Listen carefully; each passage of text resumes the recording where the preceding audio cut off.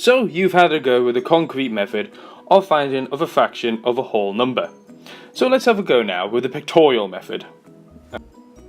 Now, if you imagine using the 100 beads, alright, we've got 100 beads and we have to still work out what each bead might stand for. Now, in this case, instead of a bead, imagine we've drawn this bar here, which you can see in red. Alright, now, as with the beads, you have to first of all work out what each of these squares here stand for. So in this case, we know the entire bar here has to stand for £20,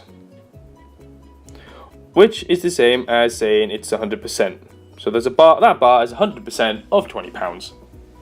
Right then, I know for a fact that this one I've drawn here, each one of these squares stands for 2, 4, 6, 8, 10, 12, 14, 16, 18 and £20. Right then, the next step that we have to do is understanding how to find 3/5 of this £20. Well, by now, hopefully you should know that the denominator of a fraction tells us how much of that whole bar we have to divide into equal groups. So this 5 here tells us that we have to divide this whole bar into 5 equal groups. So your bar might look a little bit like this. So we've got 1, 2, 3, 4 and 5 equal groups.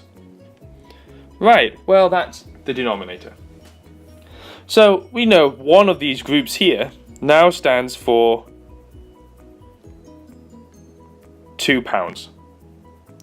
But we want to know, if we look at the numerator, we want to know how about 3 of those groups. So we need to take these £2 and we need to multiply it by 3. So we've got 2. We have another £2 and we have another £2. So altogether we have got £6. So 3/5 of £20 is £6. Now, very quick recap. Alright. Same as with the beads that you use in the concrete method, this time all we've done is we've drawn a bar.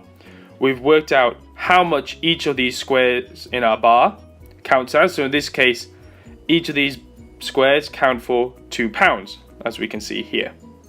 The denominator in the fraction tells us how much we have to divide this whole bar into equal groups. So we've divided this whole bar into 5 equal groups. Alright, so we look at one of those groups, and we know it's £2. Well, the numerator tells us we have to multiply that by 3. So we've taken 3 of those groups, 1, 2, and 3. And we know that altogether we have £6.